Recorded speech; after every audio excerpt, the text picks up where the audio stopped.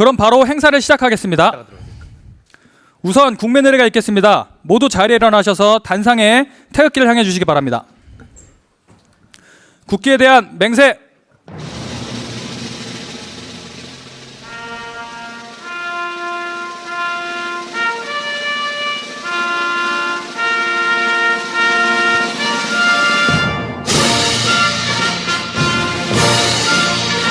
나는 자랑스러운 태극기 앞에 자유롭고 정의로운 대한민국의 무궁한 영광을 위하여 충성을 다할 것을 굳게 다짐합니다.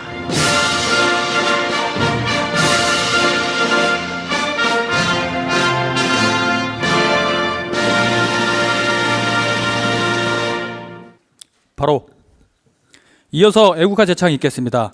애국가 제창은 1절만 하겠습니다.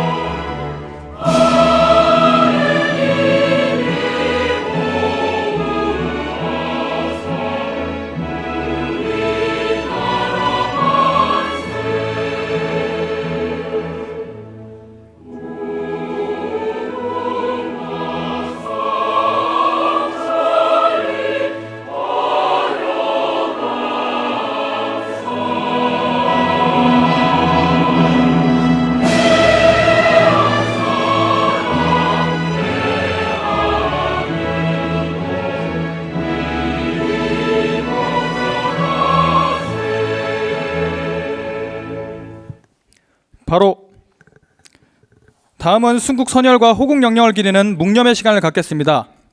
일동 묵념.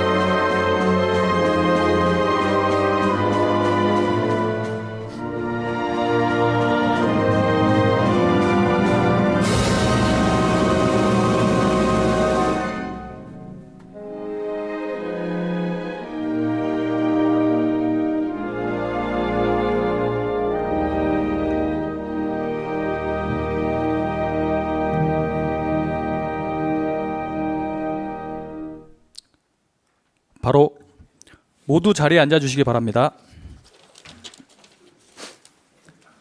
다음은 오늘 바쁘신 가운데도 귀한 시간을 내주신 내빈분들 소개가 있겠습니다. 손학규 당대표님 오셨습니다.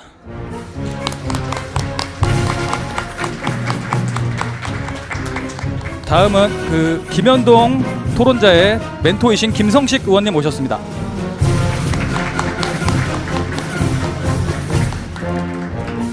예, 김동철 의원님 모셨습니다.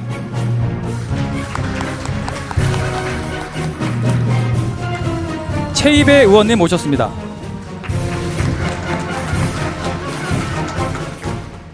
김삼화 의원님 모셨습니다.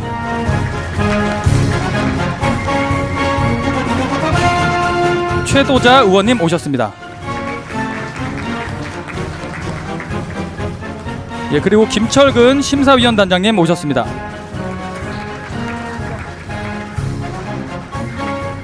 그리고 정병국 의원님 오셨습니다.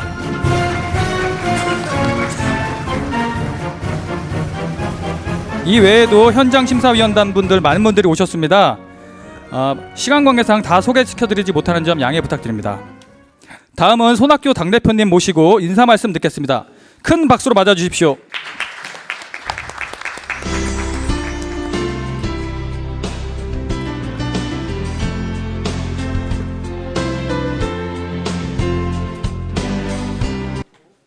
오늘 아주 좋은 날입니다. 바른미래당이 어떤 당인지, 바른미래당이 얼마나 젊은 당인지, 바른미래당이 얼마나 토론과 능력을 중시하는지 이런 것을 보여주는 좋은 날입니다. 제가 요즘 여러 차례 말씀을 드립니다만 바른미래당 저는 좀 나이가 있습니다만 후보가 아주 젊습니다. 이춘석 최고위원 있죠. 김수민 최고위원 이분들은 30대 초반입니다.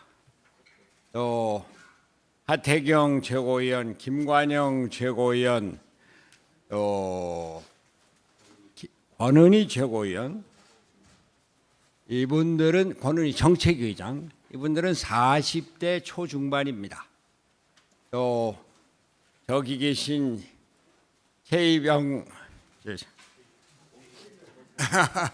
최이배 의원 그리고 사무총장은 40대 초중반입니다. 그 60대에 가까운 사람이 권은희 의원 한 분이시고 나머지가 다 50대 이하입니다. 그냥 나이만 젊은 게 아닙니다.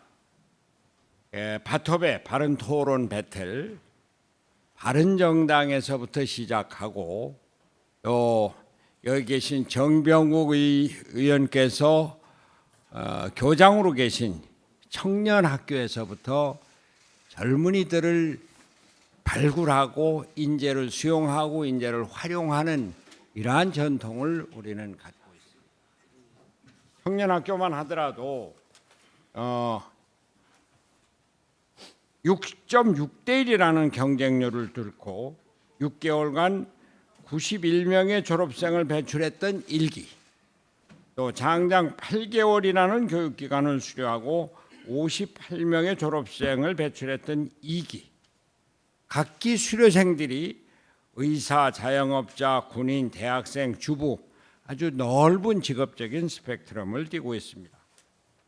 수강료는 6개월에 24만 원 수준으로 다른 당의 정치학교, 민주당은 5주에 90만 원이고 한국당은 10주에 50만 원에 비해서 내실 있는 프로그램을 운영을 해서 젊은이들에게 바른미래당이 우리가 참여할 수 있고 거기서 그 승리를 하면은 청년 대변인으로 임명도 되고 또 앞으로는 우리가 적극적으로 공천에 여러분들을 적극 입문을 시키고 또 활용을 할 생각입니다. 오늘 이 토론에 참여하신 김현동 토론자, 또 김홍균 토론자, 최근 강서구 살인 사건으로 뜨거운 감자가 된 심신미약 처벌 감경에 대해서 아마 우리나라 최고 수준의 토론을 볼 것입니다. 심사위원들이 그러세요. 참 놀랐습니다. 이렇게 토론 수준이 높은 줄 몰랐습니다. 우리 국회의원들 또 당직자들이 도저히 따라갈 수 없는 그런 생각과 아주 논리정연한 토론을 보이고 있습니다. 여기에는 우리 당에 아주 특별한 시스템이 가미되어 있습니다.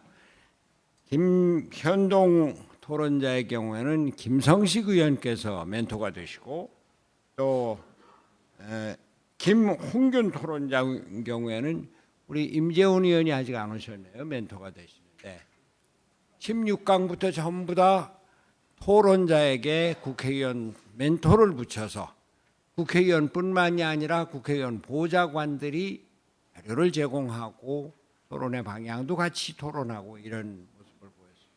실제로 그랬습니까? 어때요? 오늘 저 토론자 어디 계시? 네, 우리 좀 도움 좀 받았어요. 김성식 의원으로부터, 임재훈 의원으로부터, 또 저기는 김성식 의원으로부터 도움 많이 받았어요. 보좌관들이 도와주던가요? 예. 우리 사무처 당직자는 많이 도와주던가요? 예. 우리가 이렇게 하나가 돼서 미래를 향해서 힘차게 나가는 바른미래당 오늘 토론을 결승을 기회로 해서 더욱더 힘차게 앞으로 나가고 우리나라 정치를 통합하고 개혁해 나가는데 앞장서 주기 바랍니다. 이런 모든 일을 기획하고 당의 에너지를 불러넣어준 분이 있습니다. 바로 이준석 최고위원. 우리 바른미래당뿐만이 아니라 젊은 정치인의 아주 표징이 되어 있는 이준석 최고위원. 당의 발전을 위해서 더 큰 역할을 해주시기 바랍니다. 오늘 참석해 주신 많은 분들께 감사를 드리고 저도 끝까지 토론을 지켜보겠습니다. 감사합니다. 감사합니다. 당 대표님께서는 자리로 이동해 주시기 바랍니다.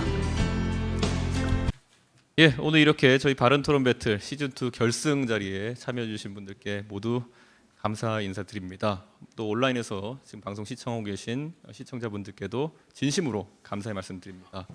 아까 우리 손학규 대표님께서 말씀하셨듯이 바른미래당에서 다른 당과 차별화해서 시도하는 이 바른 토론 배틀은 앞으로 젊은 세대가 정치에 참 진실되고 실력을 바탕으로 한 관심을 가지고 참여할 수 있도록 하는 그런 새로운 시스템입니다. 그래서 바른 정당 때부터 이어내려온 시스템인데 그 정통을 이어서 젊은 세대의 정치인들을 지금까지도 배출해왔고 앞으로도 많이 배출할 것으로 기대하고 있습니다. 예, 무엇보다도 저희가 시즌 2를 진행하면서 초기에는 우려도 많았습니다.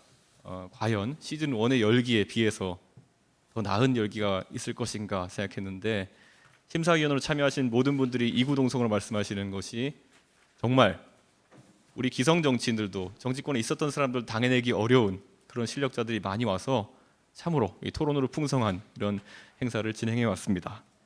예, 저희 바른 토론 배틀은요 예선에서 69명의 지원자가 참여해서 16강부터 이제 본선을 진행해서 현재 준결승까지 치르고 오늘 결승을 앞두고 있습니다. 아까 대표님께서 설명하신 것처럼 멘토와 멘티 이렇게 1인씩 배정되어서 팀을 이루어서 활동하고요. 제가 오늘 토론의 룰 설명드리겠습니다. 먼저 모두 발언을 1분 동안 각자 진행하게 됩니다. 그리고 찬반 토론을 시간 총량제로 각 15분씩 그러니까 도합 30분을 진행하게 됩니다. 그리고 각자 마무리 발언을 1분씩 진행하게 되어서 도합 34분 진행하게 됩니다. 그리고 의원 찬스를 이제 1분 사용할 수 있는데요. 그 멘토 발언 및 작전 타임으로 멘토의 도움을 받을 수 있습니다. 그리고 오늘 심사위원단은 지금 2열부터 4열까지 앉아 계신데요. 오늘 같은 경우 전자투표기를 활용하여서 저희가 즉각 심사에 반영하고 있습니다. 그렇기 때문에 저희가 나중에 토론이 끝난 뒤에 전자투표기에서 찬성 측, 반대 측 A, B로 표시되어 있을 겁니다. 눌러달라 요청드리면은 10초 내에 눌러주시면은 저희가 결과에 심사에 반영하도록 하겠습니다. 예, 먼저 저희가 바른 토론 배틀 결승까지 오기까지 경과보고 영상을 저희가 준비했습니다. 한번 보시죠. 정당 최초, 정당 유일, 바른 토론 배틀 시즌2 2030 청량편. 말 한마디에 장학금 받는다. 한 달간 펼쳐지는 토론 배틀 토너먼트. 국회의원이 멘토가 되고 참가자는 멘티. 1등하면 장학금이 무려 200만 원. 10월 15일부터 17일까지 온라인 접수를 받은 결과 전국 청년들 60여 명 참가. 네, 보유민님이시죠? 예선 진출을 위한 방문, 이준석 최고위원과 페이스톡 면접.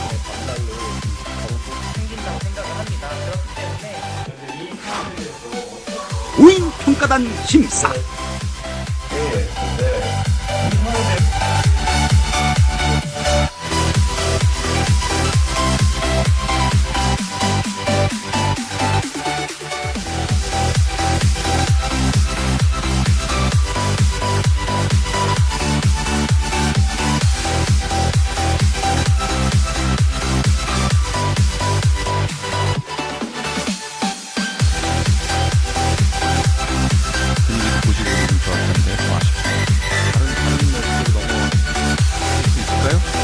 정부를 학대하는 행위를 없애는 게 중요하죠. 그게 목적. %를 만들자는 것이 아니라 지금 2% 6% 되는 걸 그 과정을 탄탄하게 하자는 주장에 대해서 근본적으로 같지만 가능한 조치로서 말씀을 하고 계신다내고 뭔가 정식 판결이 나기 전에 수십만 탄압에 피해서 도망간 사람도 난민입니다. 그렇기 때문에 그래서 가장 높은 수술률들을 보장하고 있는 대형 병원에서는 이미 영업기기 그리고 학생부 종합을 어떻게 잘 보완하겠다는 이유로 매년 사부사 가까이서 심신미약 Don't try this yourself. It's extremely dangerous.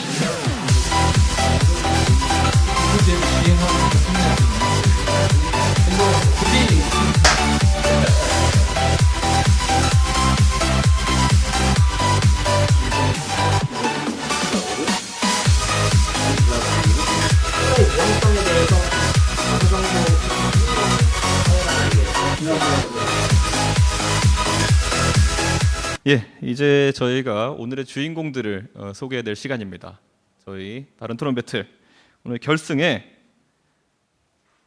찬성 측 멘티를 소개하겠습니다. 바로 김현동 멘티입니다. 멘토는 김성식 의원님입니다.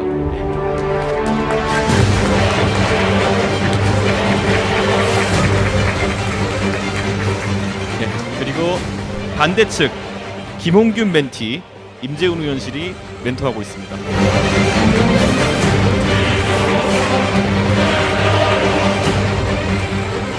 제가요 사회자로서 오늘 이 후보자들에 대해서 굉장히 자랑하고 싶은 부분이 많습니다. 그런데 저희가 이 토론 배틀 처음 진행하면서부터 지원서에 애초에 개인의 스펙을 기재하지도 않았고 저희가 어떤 심사에도 고려하지 않았습니다. 그렇기 때문에 나중에 언론을 통해 저희가 공개할 수 있도록 이렇게 하겠습니다. 예, 오늘 토론의 주제는요. 최근에 이제 강서구 살인 사건이라든지 여러 흉악 사건에 있어가지고 많은 사회적 그 논의가 필요하다고 이렇게 인정되었던 그 심신미약 처벌 감경에 대한 부분입니다. 예. 저희가 바른 토론 배틀 진행하면서 항상 말씀드리지만요. 각자 지금 심사위원단 개개인의 또 시청자 개개인의 어떤 이 사안에 대한 선입견이 있을 수 있습니다. 하지만 저희가 토론 배틀로 보고자 하는 것은 과연 이 청년들이 각자 입장에서 얼마나 자기 입장을 조리 있게 이야기하느냐, 토론의 능력이 얼마나 뛰어난가를 보는 것이기 때문에 평소 본인의 찬반 입장을 고르는 것이 아니라는 것을 다시 한번 상기시켜 드리겠습니다. 예, 저희가 토론에 앞서서 바른 토론 배틀 진행 방식을 간략하게 또 영상으로 준비해 보겠습니다. 바른 토론 배틀 시즌2 청년편 진행 방식을 설명해 드리겠습니다. 1대1 찬반 토론을 진행하게 됩니다. 첫째, 각 참가자별 1분씩 입장 발표를 합니다. 둘째, 각 팀별 12분 총량제 자유 토론을 합니다. 셋째, 멘토 찬스 1분을 1회 사용할 수 있습니다. 넷째, 각 팀별 1분씩 마무리 발언을 합니다. 마무리 발언이 끝나면 평가단 심사가 즉석에서 이루어집니다. 승리한 팀은 다음 경기를 치르게 되고 토너먼트 형식으로 결국 마지막에 이긴 자가 승리를 얻을 수 있습니다. 하면서 결승전은 15분으로 중간에 자유통량제 토론을 진행한다는 거 다시 알려드리고요. 사실 형식을 보면 아시겠지만 이것은 스탠딩 토론입니다. 이거 대부분의 사람들은 살아오면서 한 번도 해보지 않은 방식이기 때문에 다들 많이 긴장하고 있을 것이고요. 그런 의미에서 먼저 이 두 명의 용감한 이 국회에 와서 토론하고 있는 토론자들에게 큰 박수 한번 부탁드리겠습니다.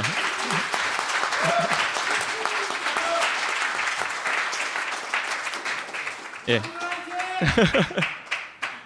예. 저희가 그리고 지금까지는 준결승까지는 진행하면서 제가 사회적 재량으로 혹시라도 시간 불균형이 발생하면은 제가 시간을 추가해 드렸습니다. 그런데 결승 토론자들은 그런 것들을 잘 맞출 것이라 생각하고 추가 시간을 부여하지 않겠습니다. 그렇기 때문에 혹시라도 그것을 또 전술적으로 이용하실 분은 이용하시고 아니면은 또 시간을 잘 맞춰서 활용할 수 있도록 해주시면 감사하겠습니다. 예, 먼저 그러면은 아까 말씀드린 모두 발언부터 듣고 바로 시작하도록 하겠습니다. 먼저 찬성 측의 김현동 토론자가 편의상 먼저 시작해 주시길 부탁드리겠습니다. 인간 사회는 필연적으로 불완전합니다. 그렇기에 도덕적으로 완벽할 수도 없습니다. 그래서 우리 사회는 법이 있고 복지가 있으며 사회적 안전망에 대한 요구 역시 있습니다. 따라서 조현병, 우울증, 정신지체에 대한 케어 역시 국가의 책임으로 분류됩니다. 형법에는 책임주의의 원칙이 있습니다. 행위가 아니라 행위에 대한 비난 가능성으로 벌을 내리고자 하는 기본적인 원칙의 하나입니다. 6살 아이가 돌을 던져 사람을 맞춘 것과 성인이 누군가를 해할 목적으로 돌을 던져 사람을 맞춘 것을 똑같이 처벌할 수 없다는 뜻이죠. 최근 심신미약으로 인한 감형을 없애자는 여론이 있습니다. 이 말은 심신미약자들에게 모든 범죄의 책임을 묻겠다는 것과 같은 말입니다. 이러한 접근의 극단적인 사례는 장애인과 특정 인종을 없애려 한 히틀러의 우생학입니다. 국가가 자신의 책임을 져버리고 형량 강화를 통해 문제를 해결하겠다는 발상은 결국 면역력을 키우지 않고 이 사회를 멸균실로 만들겠다는 접근에 불과합니다.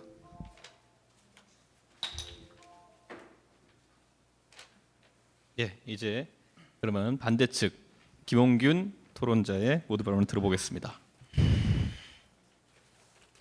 프랑스는 음주로 인한 폭행죄와 성범죄는 가중 처벌합니다. 미국은 술에 취해 일으킨 범죄에 대해 심신장애로 변론하지 못하게 법적으로 설정하였습니다. 하지만 한국은 헌법 제10조 사망에도 불구하고 그 해석에 따라 주치 감경이 여전히 가능하며 또 이루어지고 있는 나라입니다. 대한민국은 국민들의 상식적 염원에도 불구하고 여전히 술에 관대한 나라입니다. 대한민국은 사실 술에만 관대한 것이 아닙니다. 법적 기원도 확인 불가능하고 범죄와의 인과관계도 불분명한 심신미약자라는 단어를 사용하며 이들을 비호하고 있습니다. 사실 엄밀히 말하면 우리 법은 심신미약의 범죄자들을 비호할 뿐입니다.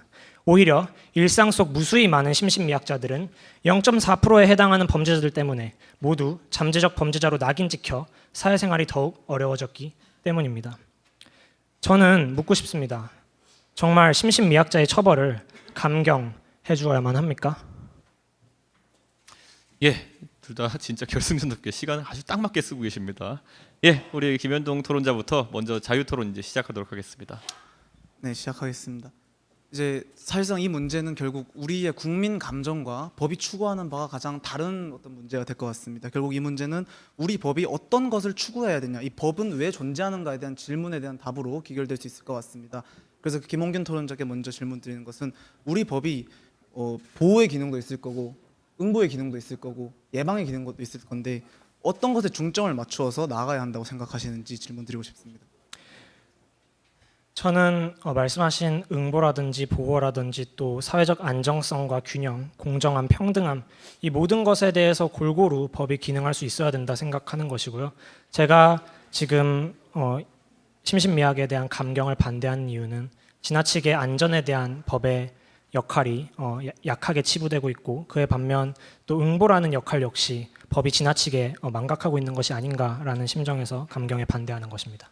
지금 현재 응보의 측면이 현재 우리 법에 있어서 굉장히 좀 적어지고 있다는 점이 문제라고 말씀하신 걸로 이해도 괜찮겠습니까? 네, 괜찮습니다. 현재 유럽 같은 경우에는 현대법 그리고 근대화된 법의 기준을 응보의 기준을 최소화하고 그리고 예방과 교화의 기능을 확대하는 것을 우리 법이 나아가야 될 방향으로 설정하고 있습니다. 그렇다면 이런 방향성에 대해서도 잘못됐다고 말씀하시는 겁니까? 잘못됐다라고 생각하지 않고요. 다만 저는 앞서 말씀드린 다양한 법의 속성들이 균형이 맞아야 된다 말씀을 드렸는데 선진국들 같은 경우에는 그것들이 균형이 맞고 있죠. 가령 응보에 대한 성격을 낮춤으로써 발생할 수 있는 다른 문제들을 사회 안전이라든지 다른 것들의 기능을 높임으로써 이루고 있는 반면 우리나라는 예방적 차원이나 이런 것들이 아직 완전하지 않고 또 무엇보다 심신미약자라는 그 법적인 용어의 논리가 조금 미흡하지 않나라는 생각을 갖고 있습니다. 네, 그 부분이 바로 제가 지적하고 싶은 부분입니다. 결국 이 문제의 핵심은 이 심신미약인 사람들을 심신미약으로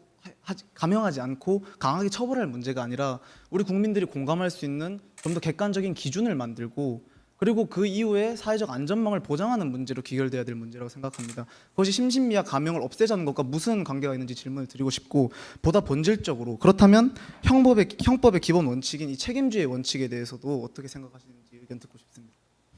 일단 심신미약에 대한 감경을 반대하는 것이 심신미약자들에 대한 처벌 강화가 아님을 뒷부분에서 말씀을 드릴 것이고요.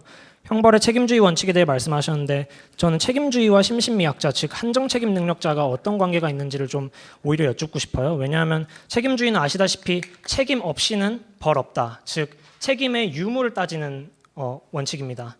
그렇기 때문에 우리 사회도 심신미약자에 대해서 불만을 가질지언정 심신상실자에 대해서는 불만을 갖지 않습니다. 왜냐하면 심신상실자는 책임 무능력자로 판단되기 때문입니다. 하지만 우리가 지금 다루고 있는 심신미약자는 한정책임 능력자이며 한정책임 능력자는 법적으로 책임 유능력자입니다. 그렇기 때문에 책임 무능력을 다루고 있는 책임주의 원칙을 책임 유능력자인 심신미약자에게 확대해서 해석하는 것은 비약이라는 말씀을 드리고 싶습니다.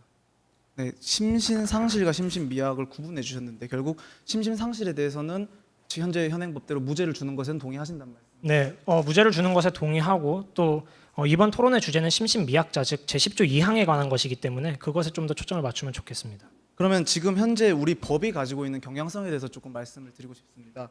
현재 우리 법 같은 경우에는 정신의의 감정보다도 우리 그 법원에서 판단을 하는 심신미약과 심신상실에 대한 기준이 높은 것이 사실입니다. 가령 그 감정이가 그 치료 감호소에서 심신상실이라고 그 진단을 했던 2011년 강력 범죄자 44명 중에 법원이 실제 심신상실로 인정한 경우는 16명이었고요. 나머지 28명은 심신미약으로 처리를 해서 무죄를 주는 것이 아니라 감형을 했습니다. 이 경우는 어떻게 생각하십니까? 저는 심신상실자로 분류하는 것에서는 불만이 없고요. 왜냐하면 심신상실자는 비교적 명확하게 그것의 그자의 책임 유무가 확인이 되기 때문에 불만이 없지만 제가 심신미약자에 대해 불만을 갖는 것은 우리가 과연 그 사람의 책임을 어느 정도로 계량하고 가령 조현병 환자가 어떤 살인을 저질렀다면 과연 그것에 있어서 조현병의 책임은 몇 % 정도인가를 명확하게 계량할 수 없다는 것이 저는 심신미약 처벌 감경의 가장 큰 문제라 생각을 하거든요. 네, 그렇습니다.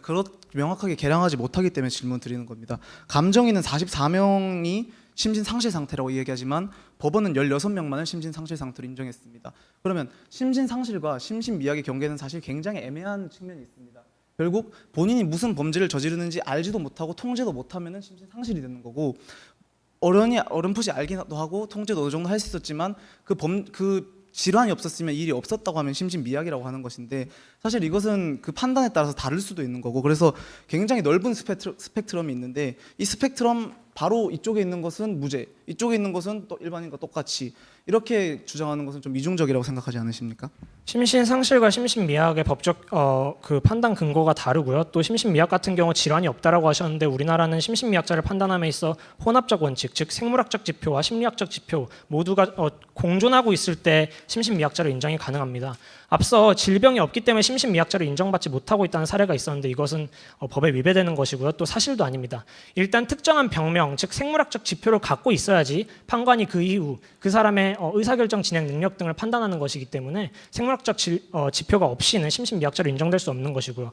무엇보다 선진국 같은 경우는 심신상실과 심신미약에 해당할 수 있는 질병들을 다 분류를 해놨습니다. 그래서 사실 우리나라가 지금 스펙트럼이 애매하게 돼 있는 것은 그것을 병명대로 어떤 재단해놓지 않았기 때문이지 이런 것들은 충분히 심신상실과 심신미약을 구분할 수 있는 근거가 될 수 있다라고 생각을 하고요. 자, 그럼 외국에서 심신미약과 심신상실을 분류하는 그 기준은 객관적이라고 생각하십니까? 저는 완벽하게 객관적이라고 생각하지 않습니다. 그렇다면 객관적인 기준을 마련할 수 있는 것 자체를 지금 반대하시는 겁니다.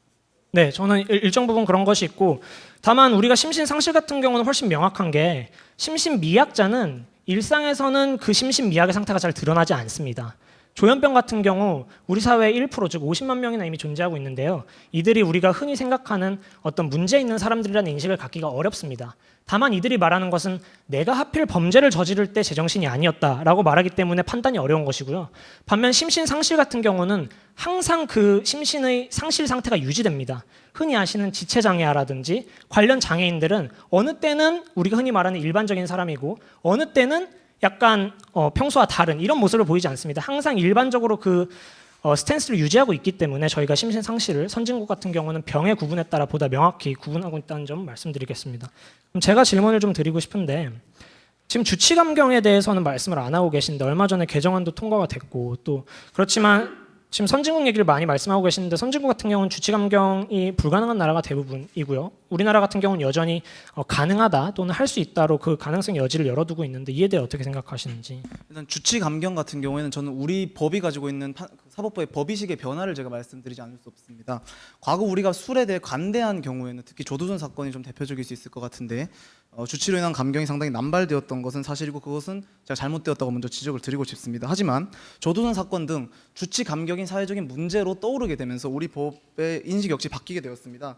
그 사법부 산하의 양형위원회를 보면은 사법부에 이러한 사건의 경우 어떻게 하는 가이드라인을 우리가 제공을 하고 있는데요. 2010년에 이 가이드라인을 변경하여 성범죄, 상해죄, 폭행, 강간살인 등은 술 등을 이유로 감형하지 않을 것을 주장하고 있습니다. 또 조두순법이 통과되면서 성범죄에 대해서는 주치를 이유로 심신미약 감경을 하지 않게 되어 있습니다. 뿐만 아니라 현재 그 선진국들 비롯해서 대한민국 사법부도 비슷한 판단을 내리고 있는 것이 음주로 인한 그 심신미약의 경우에는 심신미약 감형을 내린다 하더라도 명정죄라는 것이 적용됩니다. 다시 말해서 본인이 그 심신미약을 야기한 잘못을 내린다는 것입니다. 저는 심신미약 감형을 없애는 것은 그것을 이유로 해가지고 정말 그 심신미약 감형이 필요한 사람들의 불이익을 가지고 올 수 있다고 생각하고 결국 명정죄의 강화를 통해서 이 부분을 해결해야 한다고 생각합니다. 그럼 역으로 질문을 드리고 싶습니다. 그 반대 측의 입장대로 심신미약 감형을 없애게 된다면 사실 저는 국민 여론이 이렇게 심신미약 감형을 없애야 된다고 주장하는 것은 결국 조두순과 같은 사건을 우리가 근거로 그것을 디폴트로 생각을 하지만 대부분 심신미약 감형으로 우리가 재판을 받는 경우는 치매에 걸린 할머니가 우리 집인 줄 알고 옆집에 들어가서 밥을 훔쳐 먹었다. 이 경우에 그 민사소송으로 인한 피해 보상이야 당연히 동등하게 해야겠죠. 하지만 그것이 아니라 이것을 주거 침입과 절도죄로 처벌해야겠느냐. 뭐 치매는 심신상실이라고 반박을 하실지도 모르겠지만은 비슷한 이유로 조현병을 앓고 있는 환자가 눈을 감았다 떠보니까 남의 집에 들어가 있다거나 이러한 부분에 있어서 우리는 그 형사상으로 그 책임과 비난을 받을 여지를 정상인에 비해서 적게 두고 있는 것입니다. 자, 제가 우선 아까 양형위원회 말씀을 하셨는데 현재 양형위원회는 법적 규정이 아닙니다. 권고사항이고요. 그렇기 때문에 이미 주치감경에 의한 감경이 이루어지고 있는 것이고요. 또 추세를 말씀하셨는데 추세는 분명히 주치감경을 인정하지 않는 추세임은 분명하나 우리나라 사법부의 특성상 기존 판례 그리고 관습적인 부분들을 중요시한다는 점은 여전히 주치감경에 의한 불상사가 발생할 수 있음을 말씀드리고요. 아까 조현병 환자가 눈을 감았다고 뜨니 남의 집이었다고 말씀하셨습니다. 그러면 조현병 환자가 아니라 일반인이라고 생각해 보십시다. 남의 집에 있으면 살인을 저질러도 되는 것인가요? 가령 조현병 환자가 가장 많이 얘기하는 것이 조현병 증세 때문에 의처증에 걸렸다는 겁니다. 자신의 부인이 자꾸 외도를 하는 것 같고 이런 망상이 든다는 것인데 저는 그게 조현병 환자가 아니라 실제 그렇다라고 가정을 해봅시다. 정말로 부인이 외도를 했고 그에 따라서 의처증에 걸린 것이 현실 상황이라 가정했을 때 그럼 의처증에 걸린 남자는 부인을 살해해도 되는 것인가요? 혹은 의처증에 걸렸기 때문에 살해가 경감될 수 있는 것인지 여쭤보고 싶습니다. 자, 저는 방금 말씀 정말 잘해주셨다고 생각합니다. 예시 정말 잘 들어주신 것 같은데 이것이 우리 국민들이 심신미약 감형을 바라보는 일반적인 시각인 것 같습니다. 우리 국민들은 심신미약 사건을 마치 피해자와 가해자의 문제로 나누어서 생각을 하는 것 같습니다. 하지만 이 문제는 우리 법이 명시하고 있는 바와 마찬가지로 가해자들 사이의 형평성을 보장하기 위한 것입니다. 심신미약 감형을 하자라는 주장은 다르게 바꾸어서 말하면은 맨정신에 아내가 외도를 했든 안 했든가 상관없이 아내를 찔러 죽인 사람과 정신병에 걸려서 아내를 찔러 죽인 사람을 똑같이 처벌하자는 말이 됩니다. 그러니까 우리가 그 심신미약으로 인정받지 않는 비율이 압도적으로 높기 때문에 디폴트 값을 그 심신이 정상적인 사람을 줬기 때문에 이제 감형이라는 표현을 쓰는 거지 사실 감형이라는 두 글자에 집중하는 것이 아니라 우리가 가해자들 사이에서의 형평성을 생각을 한다면은 이 문제는 좀 다르게 볼 수 있을 것 같습니다. 범죄의 구성 요건은 그 행위에 있는데 의처증이 걸린 것 자체는 죄가 아니거든요. 의처증에 걸렸을 때 사람을 죽인 것이 죄이고 그렇다면 의처증의 발현이 어디로부터 비롯됐는가와 상관없이 우리는 범죄에 대한 형벌을 설정함에 있어 사람을 죽인 행위 그 자체에 맞춰야 하는 것이고요. 가해자들 사이의 형평성이라고 말씀하셨는데 그럼 조현병에 의해서 사람을 죽인 사람과 어린 시절부터 너무나도 가난한 삶과 부모 없이 사는 삶에서 미약한 교육을 받은 사람의 책임 둘 중에 어느 것이 더 한정 책임 능력을 인정할 수 있다라고 보시는지요? 자, 우선 행위만으로 구성 요건이 구성된다는 것에 대해서 제가 2007년 헌법재판소 판결문을 좀 읽어드리겠습니다. 형벌은 범죄에 대한 제재로서 그 본질은 법질서에 의해 부정적으로 평가된 행위에 대한 비난이다. 따라서 책임 없는 자에게 형벌을 부과할 수 없다는 형벌에 관한 책임주의는 형사법의 기본 원리로서 이 행위에 대한 비난 가능성을 바탕으로 평가를 해야 된다. 헌법재판소에서 이렇게 얘기를 하고 있습니다. 즉 행위 자체가 그 형벌의 기준이 되는 것이 아니고 그 행위를 저질렀을 때 비난 가능성이 기준이 된다고 하는 것입니다. 그렇다고 했을 때 조현병에 의해서 저질러진 살해 같은 경우에는 결국 우발적이고 본인이 통제하지 못하는 상황에서 이루어진 범죄입니다. 반면에 맨정신에 계획적으로 아내를 살해한 경우에는 그것이 본인의 통제 하에서 잘못된 행동인 걸 알고 저질러진 범죄인 겁니다. 그래서 행위에 대한 비난 가능성이 그렇다면 우발적으로 저지른 범죄와 계획적으로 죽인 범죄를 똑같은 비난 정도로 비난할 수 있느냐의 문제로 역으로 질문드리고 싶습니다. 지금 우발적인 범죄는 감경의 대상이 아닙니다. 우리 형법에서 감경이라고 심신미약으로 인한 우발적인 범죄를 말씀드립니다. 네네, 우발적이든 심신미약이든 감경이라는 단어가 형법 55조에 정의된 바에 따르면 아주 영향력이 강하고요. 지금 무엇보다 행위에 대한 비난 가능성이라고 대법원 판례를 얘기하셨고, 또 대법원 판례는 사실 책임 무능력자에 관한 지금 판례인 것 같습니다. 책임주의 원칙을 어쨌든 인용했기 때문이죠. 앞서 말씀드렸다시피 책임주의 원칙을 심신미약자에게 대입하는 것은 무리가 있고, 또 행위에 대한 비난 가능성이라고 하였는데, 행위에 대한 비난 가능성은 저는 사람을 죽였다는 점에서 크게 다르지 않다라고 생각을 하고 있는데, 대법원이 왜냐하면은 행위 자체, 심신미약에 걸린 것은 행위가 아니고 자신이 의처증에 걸린 것은 행위가 아니지 않습니까? 근데 대법원 판례는 행위에 대한 가능성이라고 한다면 저는 그 행위는 사람을 죽인 행위를 말하는 것 같다라고 이해했습니다. 이전 대법원이 아니라 헌법재판소 2010 네, 헌법재판소. 네, 그다음에 이전 정정드리고 제가 말씀드리고 싶은 것은 행위에 대한 비난 가능성이라고 하는 게 살인을 했느냐 안 했느냐가 아닙니다. 제가 우발적이라는 표현을 계속 쓰고 있는 것은 심신미약과 무관하게 이 사람을 죽일 생각이 있었으면 그건 심신미약으로 인정을 받지 않습니다. 가령 이 사람을 원래부터 죽일 생각이 있었는데 정신병이 든 김에 죽여버렸다. 이것은 그 전에도 행위를 할 의도가 있었기 때문에 심신미약으로 인정을 현재 받지 못하고 있습니다. 그렇기 때문에 살인 사건이 벌어졌을 때 취조를 할 때 가장 먼저 물어보는 것이 평상시에 원한 관계가 있었느냐, 이 사람을 죽일 만한 생각을 이 사람이 가지고 있었다고 판단할 수 있느냐를 계속해서 물어보는 것입니다. 이런 부분에 있어서 심신미약 감형에 있어서 우발적이어야 한다고 하는 것은 무조건 필요한 그 필요 조건이거든요. 자, 그러면은 심신미약이라는 게 결국 살인의 필연적인 트리거가 될 수 있다라는 말씀이신가요? 그리고 그게 지금 과학적으로 규명 가능한지와 우리가 그 사람의 머릿속을 들어가기 전에 정말 이 사람이 비록 조현병을 앓고는 있었지만 이 살인 그 당시 정확한 그 포인트에서 조현병이 딱 그 방아쇠 역할을 해가지고 사람을 죽인 것인지. 왜냐하면 조현병은 일반적으로 구분도 되지 않고요. 조현병 환자 중에 범죄자의 비율은 0.4%, 일반인보다도 낮은 수준입니다. 오히려 조현병에 걸렸으면 그것의 최종 증상은 자살입니다. 조현병을 비롯한 모든 정신병의 증상은 최종 증상이 자살인데요. 자신이 너무나 못났고 자신이 너무나 미약하다고 생각하기 때문입니다. 근데 조현병 때문에 타인을 죽였다? 저는 그 인과관계가 이해가 되지 않고요. 또 정신의학계에서도 이것을 명확하게 규명하지 못하고 있고, 많은 법의학자 또 범죄심리학자들은 오히려 조현병이라는 그 생물학적 지표의 역할보다는 이것이 갖고 오는 사회적인 고립 혹은 사회적인 요인들이 더 많은 가능성을 갖고 있다고 하고 있어요. 우리가 사회적인 요인을 어떤 트리거로 인정을 하려면은 앞서 말씀드렸다시피 가난한 사람, 부모님이 없던 사람, 어릴 때 고아원에서 맞으면서 큰 사람, 이런 모든 상황들을 다 참작해줘야 되는 건데, 제가 방금 말씀드렸다시피 이런 사항들은 참작 사항입니다. 형법 51조에 따라. 하지만 심신미약은 감경 사항이에요. 감경은 형법 55조에 따라서 기본적으로 그 형량이 반으로 줄어들고 그 이후에 판사가 선고량을 정합니다. 하지만 제가 말씀드린 지능, 성행, 환경, 가정 형편 등은 51조에 따라 참작, 즉 일반적인 법정형의 범위 내에서 1, 2년 혹은 그 기간 내에서 참작을 하는 것이고, 저는 이것이 심신미약이 갖고 있는 그 주관성에 비해 감경이라는 법적 지위가 너무 강력하다는 점을 말씀드리고 싶은 것입니다. 즉 심신미약자에 대해서 우리가 참작한다, 그건 인정합니다. 다른 사람과 1, 2년 차이 줄 수 있겠죠. 물론 법정형의 범위 내에서요. 그렇지만 지금 심신미약은 기본적으로 그 범위를 반 이상 줄여놓고 있다는 점 말씀드리고 싶습니다. 자, 무죄 추정의 원칙을 비롯한 우리 형법이 지향하는 가장 기본적인 원칙은 9명의 범죄자를 놓치더라도 1명의 억울한 사람을 만들지 않자는 것에 있습니다. 지금 말씀하신 부분은 마치 심신미약으로 인해서 일반적인 살인자들이 자꾸 수혜를 본다는 식의 프레임으로 끌고 가는 것 같은데, 사실 대부분 심신미약 문제의 경우에는 제가 아까 예시로 들려드린 살인죄가 아닌, 그리고 우리 일반 국민적인 정서로 보았을 때도 일반인에 비해서는 벌을 적게 받는 경우들이 굉장히 많습니다. 지금 자꾸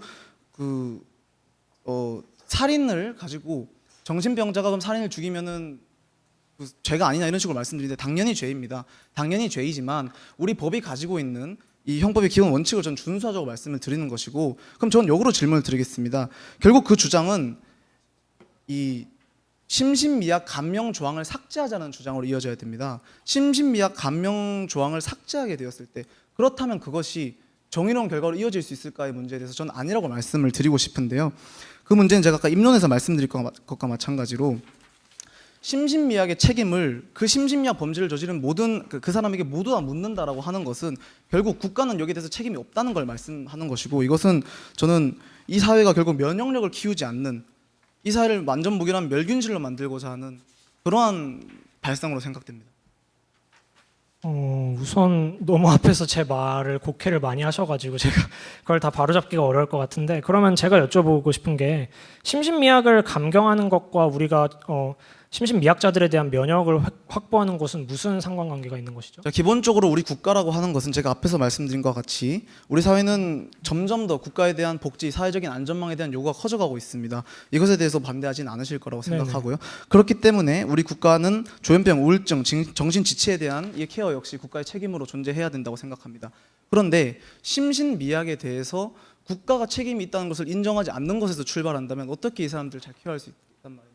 그러면 제가 여쭤보고 싶은 게, 나머지 96.6%의 조현병 환자이지만 범죄를 저지르지 않는 사람들은 국가가 잘 케어하고 있기 때문에 범죄가 안 일어나는 것이고, 0.04%의 범죄자들에 대해서는 국가가 케어하지 못하고 있기 때문에 범죄가 일어나는 것인지를 여쭤보고 싶고요. 아니요, 두 번째로는 국가가 케어를 해야 되면 케어를 하는 것이지 왜 그 케어의 방향이 그 사람이 저지른 죄를 감해줌으로써 이루어지는 것인지도 여쭤보고 싶습니다. 그렇기 때문에 이제 무죄를 주장하는 것이 아니고요. 지금 자꾸 그 핵심은 이 사람들이 범죄를 저지르지 않았다라고 이야기하는 것이 아닙니다. 이 사람들의 범죄를 이 사람들이 책임질 수 있을 만큼은 부여하자라는 것이 원칙인데, 그것에 대해서 지금 그럼 책임주의 원칙에 대해서는 방금 전에 동의를 하신다고 해놓고 책임질 수 있을 만큼 부여를 하자고 이야기를 하니까 이 사람들이 저지른 행위는 일반인이 저지른 행위가 크게 다르지 않는데 왜 이것을 감경하지 않느냐고 이야기하는 건 모순이라고 생각합니다. 아니요, 지금 감경과 그 참작을 구분을 잘 못하시는 것 같은데, 완전히 일반인과 동일선상에서 형벌을 부과하자는 게 아니라요, 어느 정도 그 내용을 참작하되 그 범위를 줄이자는 것인데, 지금 법적으로 감경이 되어버리면 그 완화의 조건이 너무나도 강력해져 버리고, 우리가 심신미약자라는 것을 그렇게 강력한 심신미약이 그렇게 강력한 책임 저하를 일으키는지가 명확하지 않은 상황에서 기본적으로 반을 깎고 들어가는 그런 식의 감경이 잘못됐다는 말씀이지, 저는 정말 아무 문제 없는 일반인들과 동일선상에 놓고 그 사람들에게 형벌을 부과하자는 입장이 아닙니다. 자, 지금 감경이 문제라고 말씀을 하셨는데, 지금 감경이 이루어진다고 했을 때, 자, 아까 제가 핵심적으로 질문드린 것은 결국 우리 법이 추구해야 될 것은 응보의 기능을 최소화하고 어떻게 하면 이 사람들을 교화할 수 있을까를 조금 제가 보자는 말씀입니다. 과연 정신병으로 감옥에 들어간 사람에게 형을 10년을 주든 20년을 주든 이 사람들을 교화할 수 있을까요? 근데 현행에 감형을 하게 되면 판사의 결정에 따라 치료보호감호소에 들어가가지고 이 사람들의 정신병을 어느 정도 치료했다고 판단이 되었을 때, 즉 그러니까 본인이 형벌을 받고 있다는 것을 인지할 수 있게 되었을 때 그 상태의 형벌을 진행할 수 있게 되어 있습니다. 이렇게 해가지고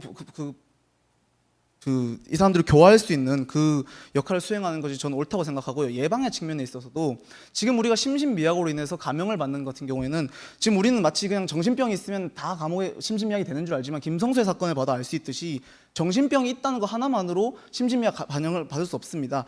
정신병이 있었고 그 정신병이 살인사건 혹은 범죄를 저지를 때 있어서 본인이 판단을 할 수 없는 상황을 만들었다는 증거 역시 본인이 만들어내야 심신미약 인정을 받는 것인데, 그렇다면 이 사람들에게 형벌을 다른 사람과 똑같이 줬다 해가지고 그 순간에 본인이 그 자제력을 통제할 수 없는 상황이 만드는, 그것이 입증되는 그 범죄자들에게 그것이 예방의 효과를 줄 수 있을까? 이 부분도 저는 질문드리고 싶습니다.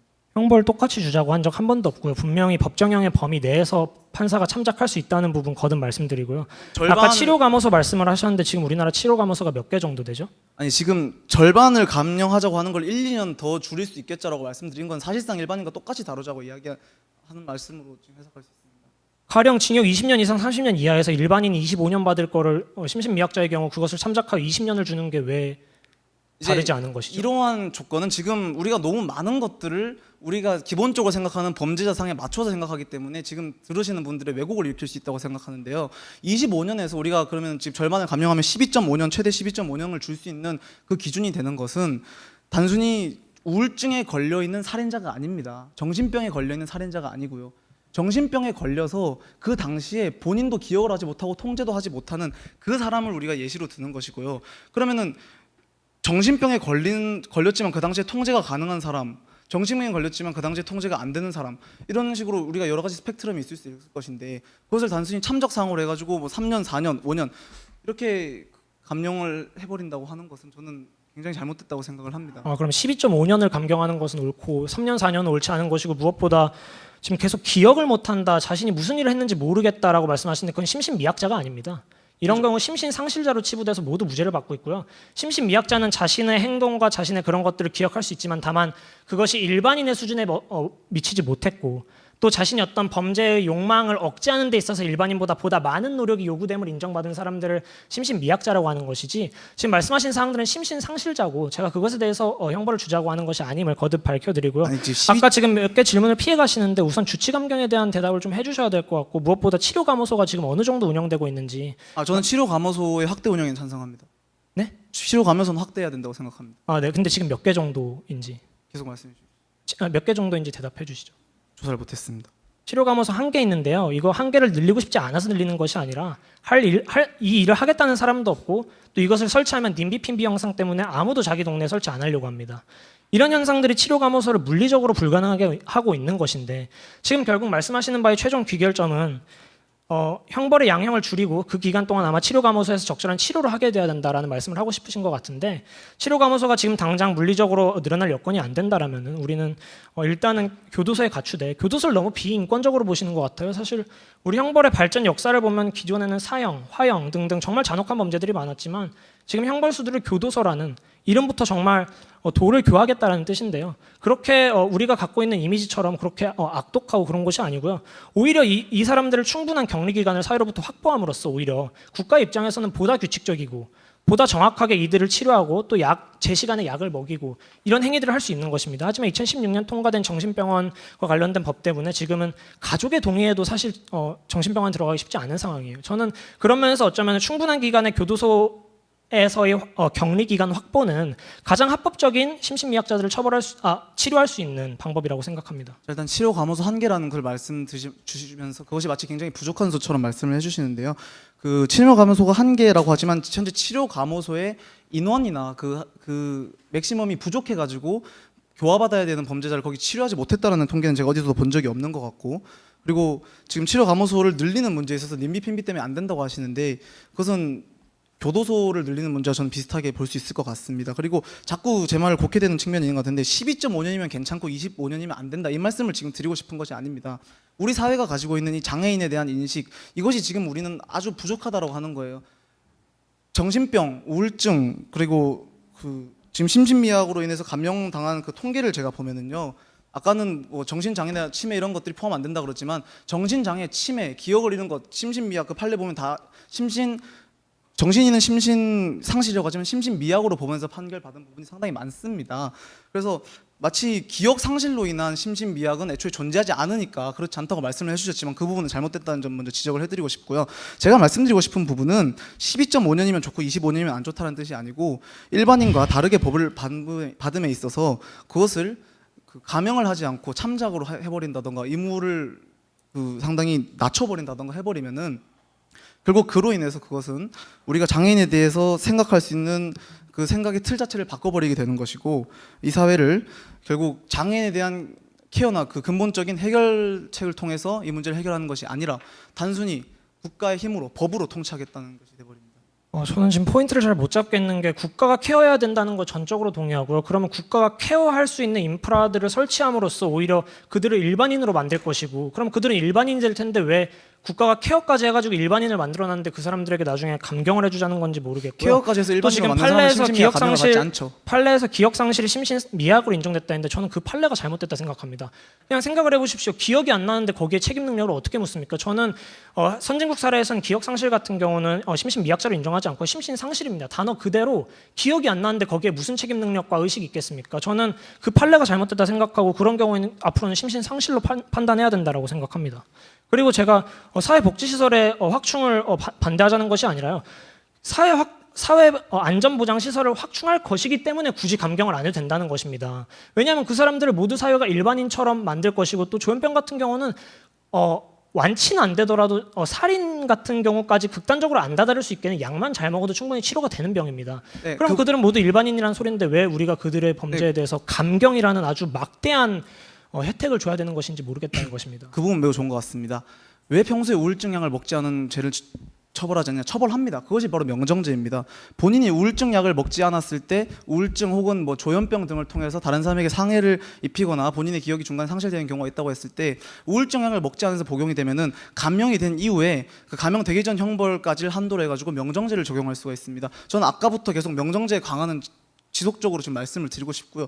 결국 핵심은 본인이 그것을 관리하지 않은 것에 대한 벌은 본인의 책임이니까 물리자. 다만 본인이 책임질 수 있는 범위 안에서 그것을 처벌하자고 하는 것이고, 현재 뭐 독립적으로 있다고 하지만 사실상 우리 사법부가 국민의 여론을 아예 무시한 채로 판결하기는 어려운 상황입니다. 그런데 의무적인 감경 조항이나 이런 것들을 배제하고 마치 그것을 다른 사안과 똑같이 보자라고 이야기하는 것은 저는 굉장히 잘못됐다고 생각합니다. 그럼 명정제를 강화함으로써 결과적으로 일반인과 어떤 유사한 선상에서 형벌을 받을 가능성도 있는 건가요? 아니죠. 본인이 심신미약을 의도적으로 야기한 경우, 혹은 본인이 심신미약을 피하기 위한 노력을 하면 이 문제가 해결됐다는 걸 알고 있는데 피한 경우에 명정제가 해당이 되는 것이죠.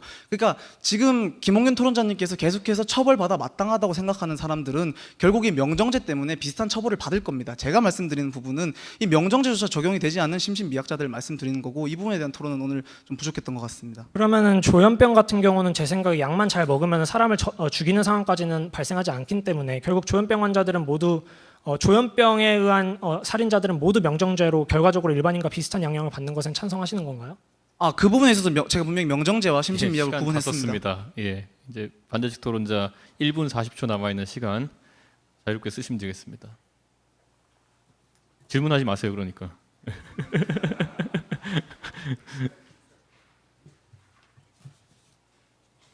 네, 우선 제가 심신미약자를 완전히 일반인과 동일한 선상에서 양형을 주자는 것이 아님을 거듭 밝힙니다. 심신미약의 내재적인 문제점은 그것이 갖고 있지 못한 어떤 객관성과 명확성에 비해 그것이 가져다주는 감형의 효과가 너무 넓다. 그것을 지적하고 싶은 것이고요.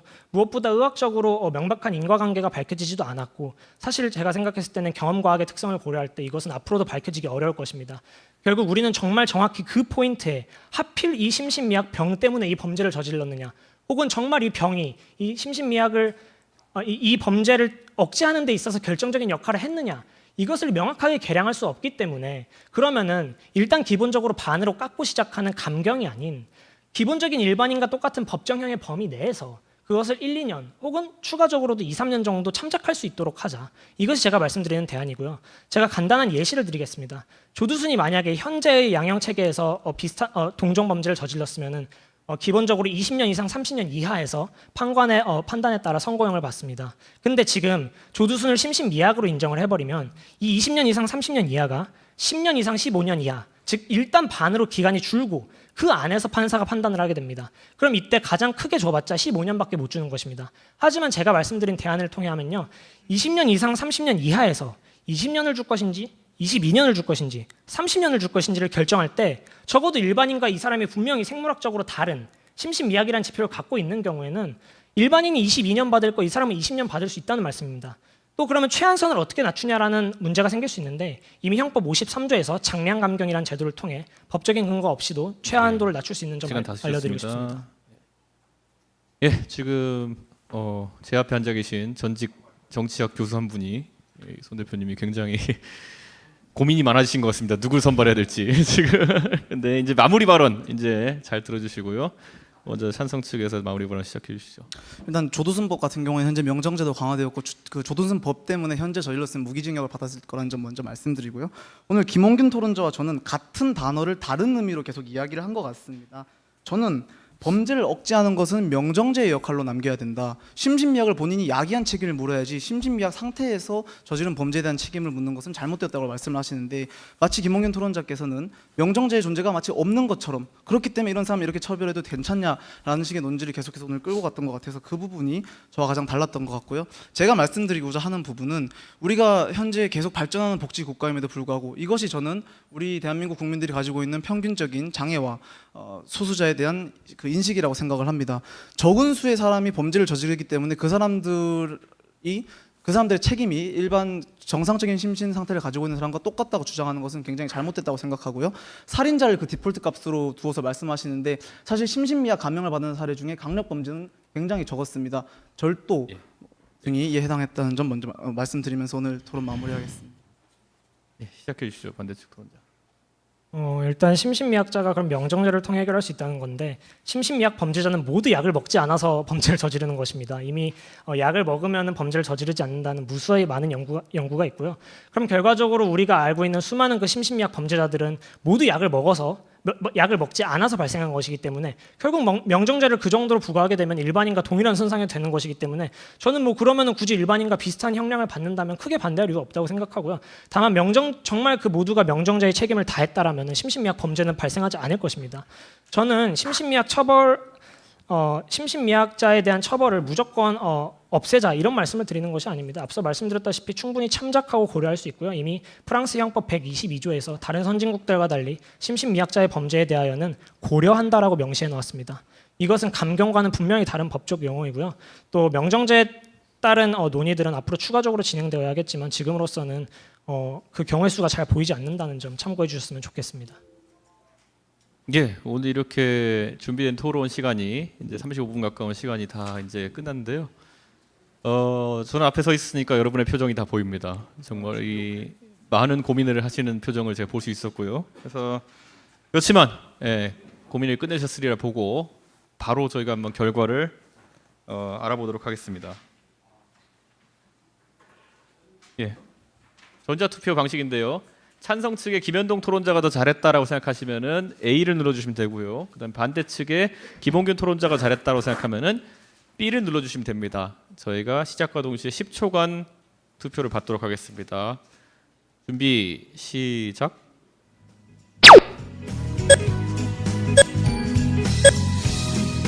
저희가 눌러주신 다음에는 몇 분의 소감을 한번 들어보도록 하겠습니다.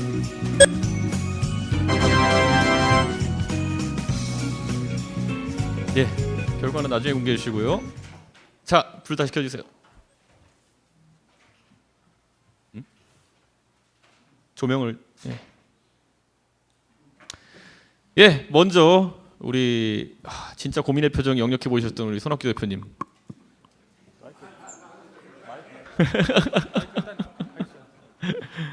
예. 어떻게 보셨습니까? 짧은 평. 마이크를 대표님. 나로서는 도저히 따라갈 수 없는 이 아주 명쾌한 논리들을 한쪽에서 찬성으로 한쪽에서 반대로 하는데 정말 대단합니다. 제가 아까도 말씀드렸지만 우리 청년들의 배틀 실력이 그 토론 배틀 실력이 대단하고 또 각자의 입장을 논리적으로 전개하는데 우리 앞으로 바른미래당이 많이 배워야 될 것 같습니다. 정말 잘하셨습니다. 예, 그리고 저희 또 가장 제가 봤을 땐 방청하신 분 중에 가장 매너가 좋으신 우리 정병국 대표님, 가장 진지하게 들으신 것 같아요. 말씀 부탁드리겠습니다. 예, 정말 대단하고요. 이 우열을 가리기가 쉽지 않은 것 같고, 우리 바른미래당이 미래 정치를 지향을 하면서 어떤 정치를 해야 되는가 하는 어떤 이 이미지에서도 큰 것을 우리에게 시사점을 준 이런 토론회였던 것 같습니다. 예, 그리고 제가 또 눈에 띄는 방청객이 한 분 있어가지고 지난 바른 토론 배틀 우승자인 김재림 우승자에게 제가 특이한 질문 드리겠습니다. 이 자리에 있으면 이길 것 같아요? 사실 두 분 토론 보면서 굉장히 준비도 많이 하셨고 굉장히 많이 고민하고 생각이 잘 정리되어 있는 것 같아서 투표하기가 굉장히 어려웠던 것 같고요. 아까 이제 뭐 이력이나 이런 것들이 블라인드라고 하셨는데 그 이후에 굉장히 어떤 분들인지도 많이 궁금해지는 그런 시간들이었던 것 같습니다. 아이고, 참고로 우리 김재림 그 토론자 같은 경우에는 우리가 정말 미안하죠. 저희 토론 배틀 우승했는데 저희가 득표율이 좀 딸려서. 네, 어쨌든 오늘 다들 이제 결정이 끝나셨을 테니까요. 심사위원장 우리 김철근 심사위원단장 평가 부탁드리겠습니다. 전반적인. 제가 16강서부터 오늘 결승까지 다 봤는데 역시 결승다운 토론이었다 이렇게 생각이 되고요. 몇 가지 좀 세부적으로 말씀을 좀 드려보면 토론에 있어서 프레임 싸움 규정력에서는 제가 보기엔 좀 김현동 후보자님이 좀 전투력이 있고 프레임 싸움을 좀 잘했다 이런 생각이 들고 근거 제시 능력도 좀 있었다 이런 생각이 들고요. 우리 김홍균 토론자는 전달력이 굉장히 좋다. 그리고 대단히 안정감이 있다. 그리고 설득력이 굉장히 좋았다 이런 평을 좀 드리고 싶습니다. 김철근 전 대변인께서는 이 학생들의 나이를 알고 계십니까? 나이는 정확히 모르겠는데요. 제 둘째 아들이 21살인데 예. 거기에 플러스 마이너스 한두 살 정도 되지 않을까. 예. 저 혹시 저희 둘째 아들하고 같은가요? 나중에 저희가 우승자와 준우승자의 나이를 공개하겠습니다. 예, 그리고 정말 이제 수고하셨습니다. 예. 네. 그리고 이제 저희 지난 한 달 가까이 이 토론자들의 선생님이 되어 주셨던 우리 멘토 의원님들의 말씀을 들어보겠습니다. 먼저 우리 찬성지의 김성식 의원님, 예, 지도하면서 어떤 느낌이셨는지, 또 오늘 토론 어땠는지. 다들 보셨지만 우리 김홍균 토론자, 우리 김현동 토론자 다 대단했죠. 우선 박수 한번 보내주세요. 우리 정치가 새로워지고 또 바른미래당이 더욱더 역량이 강화되는데 우리가 어떤 길로 가야 될지 좋은 모습을 보여주셔서 진심으로 감사드리고요. 저는 최소 멘토의 원칙으로 16강 때부터 임해 왔습니다. 최소 멘토를 했기 때문에 결승까지 올라왔고요. 오늘 이긴다면 본인의 승리이고 만약에 진다면 결승 때 제가 한두 마디 평소 때보다 멘토를 조금 더 한 것 같아요. 만약에 진다면 저 탓인 것 같습니다. 하여튼 두 분 다 대단하십니다. 여러분 고맙고 우리 이준서 최고위원님도 큰 고생하셨습니다. 네, 감사합니다. 예, 또 우리 임재우 의원님 입법 활동 때문에 토론 또 이제 내용은 다 많이 못 보셨지만은 지도하시면서 또 소감이나 이런 것들. 예, 저 유치원 3법 관련해서 이제 법안 소위 중이었기 때문에 늦게 와서 죄송하고요. 바로 이제 말씀드리고 저는 이석해야 될 것 같습니다. 사진 촬영하고요. 우리 김현동 우리 토론자 너무 고생하셨고 여기까지 올라온 거 대단합니다. 정말 축하드리고요. 반면에 우리 김홍균 우리 토론자 저희 방 식구들과 함께 엄청난 하드 트레이닝을 했어요. 그래서 아주 난관을 돌파했는데 오늘 내친 김에 우승하기를 진심으로 기원합니다. 김홍균 만세!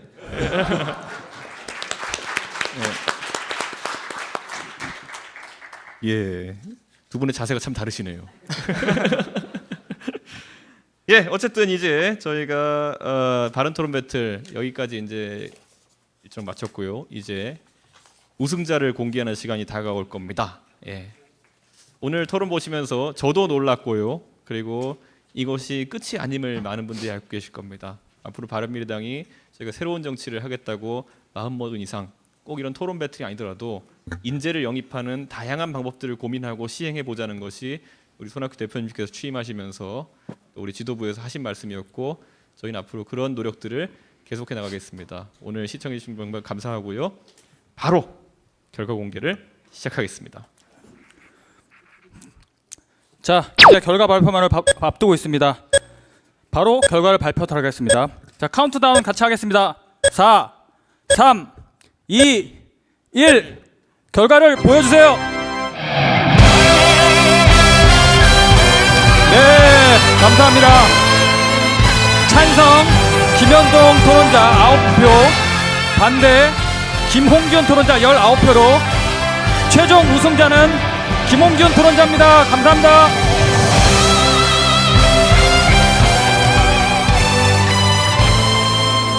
자, 이어서 바로 꽃다발과 상금 전달을 하겠습니다. 손학규 당대표님께서 수여를 하시도록 하겠습니다. 당대표님께서는 단상 위로 올라와 주십시오. 자, 김홍균 토론자도 가운데로 가주시고요.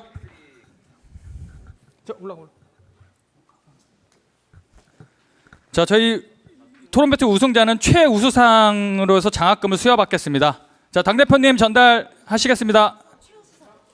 최우수상.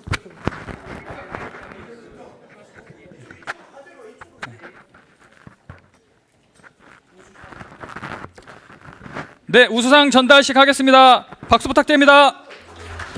네, 같이. 예.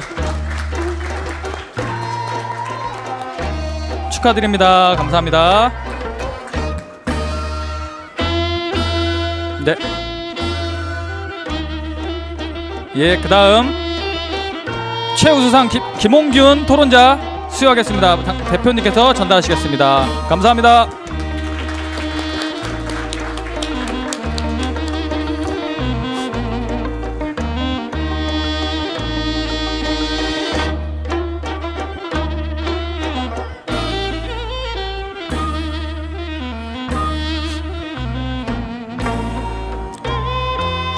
자,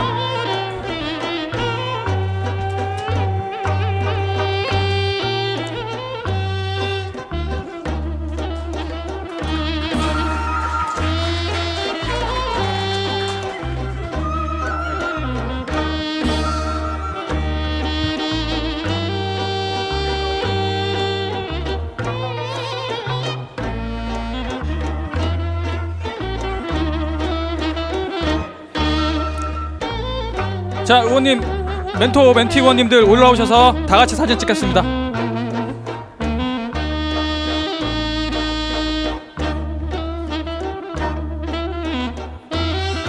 자, 우승자는 상금 200만 원과 함께 당의 청년 대변인단으로 활동할 수 있는 자격을 부여받게 됩니다.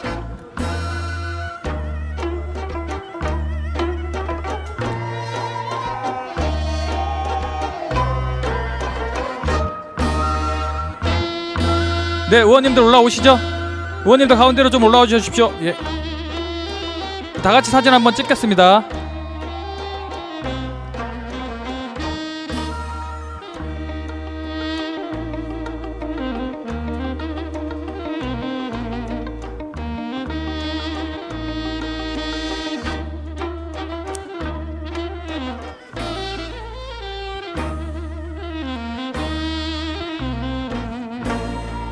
감사합니다.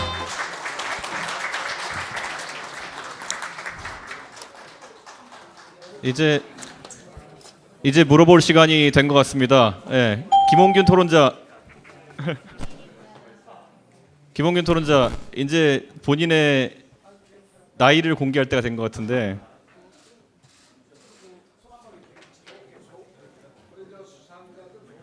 네, 수상자들 이제 이야기를 들어보겠습니다. 네.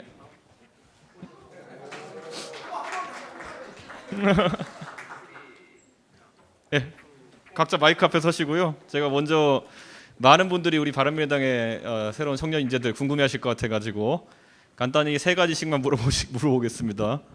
먼저 김현동 토론자 몇 살이에요? 99년생입니다.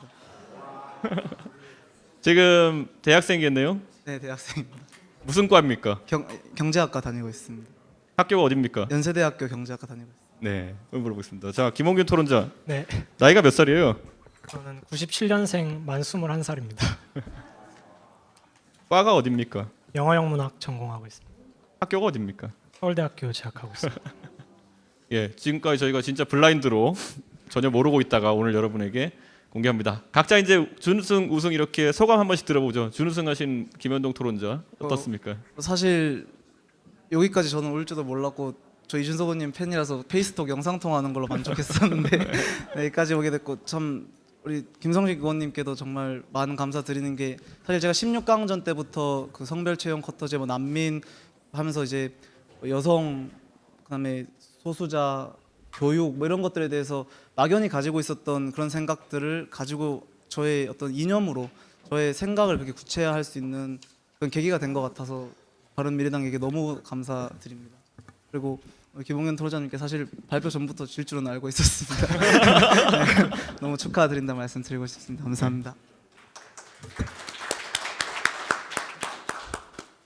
저도 생각해 보니까 7년 전에 처음으로 국회의원 방에 찾아가서 김성식 의원님한테 교육 정책에 대해서 많은 걸 속성으로 도시락 얻어먹으면서 배웠던 기억이 있습니다. 예. 사실 앞으로 의원님들이 얼마나 관심 가져주느냐에 따라서 청년 정치가 많이 달라질 것이라고 저는 확신합니다. 예, 그럼 우리 우승자인 김홍균 토론자, 이제 우승자죠. 김홍균 우승자 소감 한 말씀 부탁드립니다. 우선 저도 앞선 주제들에 있어서 항상 소수 의견을 대변해 보았는데요. 그것이 얼마나 힘든 일인지 잘 알고 있기 때문에 요새 추세에 맞춰서 김현동 토론자가 여러 가지 고생을 했을 것 같고 어쩌면 우리가 앞으로 더 귀 기울여야 될 소리는 김현동 토론자의 입장에서의 목소리들이 아닐까. 그것이 다수 의견을 더 완벽하게 보완하는 길이라 생각을 하고요.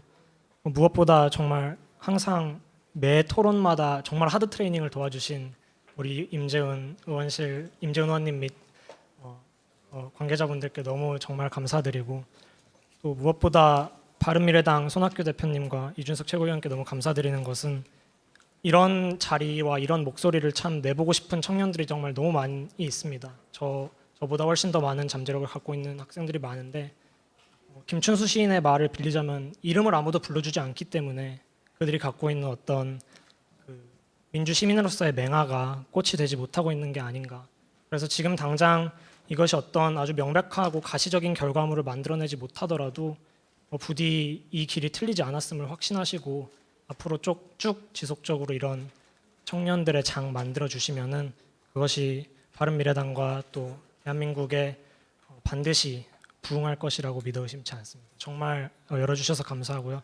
어머니께도 감사드립니다. 맨날 토론하면서 그 날카로운 논리만 보여주다가 사람의 마음을 울리는 그런 마음도 이제 갖고 계시네요. 예, 오늘 정말 감사하고요. 여기까지 진행하도록 하겠습니다. 감사합니다. 이로써 바른 토론 배틀 시즌 2를 마치겠습니다. 끝까지 자리를 함께해 주신 모든 분들께 진심으로 감사를 드립니다. 바른미래당은 앞으로도 새로운 방식으로 청년 인재를 발굴하고 육성하여 젊은 정치를 지향하겠습니다. 많은 관심과 응원 부탁드립니다. 감사합니다.